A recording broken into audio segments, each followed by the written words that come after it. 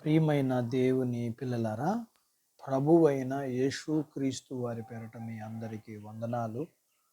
ప్రభువు పేరట మీ అందరికీ శుభములు, దీవెనలు కలుగునుగాక.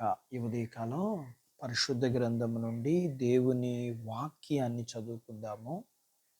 నిర్గమాకాండము 7వ అధ్యాయము 5వ వచనాన్ని చదువుకుందాం. నేను యెహోవానని ఐగుప్తీయులు తెలుసుకుందురు.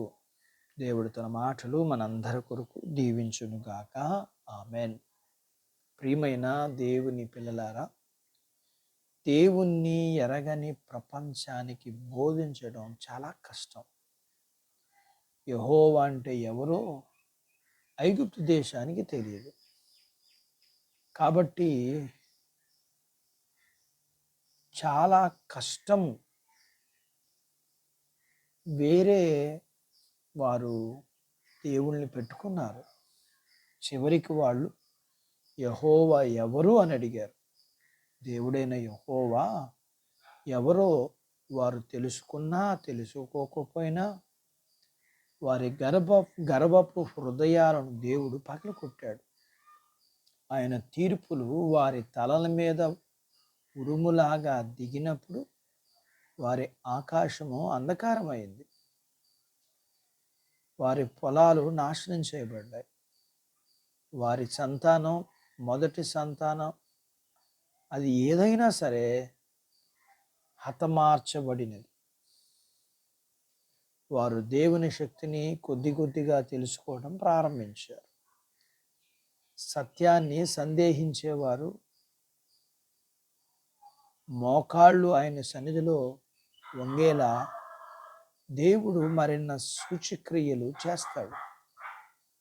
అయితే దేవుణ్ణి ఎరగని వారు చేసే దేవదూషణను బట్టి నిరుత్సాహపడనవసరం లేదు. ఎందుకంటే తన నామఘనతను ఎలా కాపాడుకోవాలో దేవునికి తెలుసు. ఆయన తన పనిని చాలా ప్రభావితంగా చేస్తాడు. ఇశ్రాయేలులు సేవిస్తున్న దేవుడు ఎవరంటే జీవము గల నిజమైన దేవుడు యెహోవా అని ఐగుప్తులు తెలుసుకున్నారు.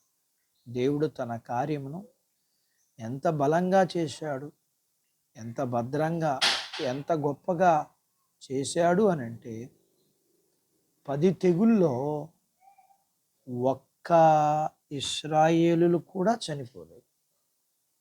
ఆయన ఏర్పాటు చేసుకున్న ఇశ్రాయేలీలు ప్రజలలో ఏ ఒక్కరు కూడా ఎర్ర సముద్రంలో మునిగిపోలేదు. అయితే అప్పుడు ఐగుప్తీయులు యెహోవాయే దేవుడని తెలుసుకున్నారు. దేవుడు చేసిన అద్భుతమైన రక్షణ కార్యమును చూసి యెహోవాయే దేవుడని తెలుసుకున్నారు. అందుకని లేఖనములో ఇలా ఉంది, యెహోవా ఉత్తముడని రుచి చూచి తెలుసుకొనుడి, ఆయనను ఆశ్రయించిన నరుడు ధనుడని లేఖనం చెబుతుంది. అట్టి భాగ్యత దేవుడు మనకు దయచేయునుగాక. ఆమెన్. దేవుడు తన మాటలు మనందరి కొరకు దీవించునుగాక. ఆమెన్. ప్రార్థించుకుందాం. నాతో పాటు ఏకీభవించండి. మమ్మల్ని మిక్కిలిగా ప్రేమించిన మా ప్రియ పరలోకపు తండ్రి, మీ పరిశుద్ధ నామాన్ని బట్టి మీకు వందనాలు. ఈ ఉదయకాలం మీ పాదాల దగ్గర మీ లేఖనాన్ని నేర్చుకోవడానికి సహాయం చేశారు. మీరు దేవుడు అని, మీ అద్భుతమైన కార్యాలు, మీ ప్రేమ మీ పిల్లల పట్ల, అలాగనే మిమ్మల్ని ఎరగని వారి పట్ల కూడా మీ ఓర్పు, వారు మిమ్మల్ని తెలుసుకోవడానికి మీరు చేసే కార్యాలు, వీటన్నిటిని బట్టి మేము మిమ్మల్ని దేవుడిగా తెలుసుకుని మిమ్మల్ని ఆశ్రయించి మీ దీవెనలు పొందుకునే బాధ్యత మీ పిల్లలమైన మా అందరి జీవితాల్లో మీరు అనుగ్రహించారు. అట్టి బాధ్యత ప్రతి మానవుడు కూడా మీరు అనుగ్రహించాలని మీ పాదాల యొద్ద ప్రార్థన చేస్తున్నాం. వాక్యం విని నాతో పాటు ప్రార్థనలో ఏకీభవిస్తున్న ఈ పిల్లలని, ఈ కుటుంబీకులను అందరినీ మీరు దీవించండి. చిన్న బిడ్డలను, యవనస్తులను, వృద్ధులను, స్త్రీ పురుషులను, పిల్లలకు చదువుల్లో, ఆరోగ్యాల్లో, ఉద్యోగాల్లో, వారి పొలాల్లో, వారి పశువుల్లో మీ దీవెనివ్వండి. ఎవరికి అవసరమో వాటిని మీరు ఇవ్వండి. ముఖ్యంగా ఆత్మ రక్షింపబడటానికి మీరు కార్యం చేయండి. వారు హృదయాలు తెరవబడడానికి, వారు కనులు తెరవబడడానికి మీరు సహాయం చేయండి. అలాగనే ప్రియరక్ష కూడా మీకు వందనాలు చెల్లిస్తూ,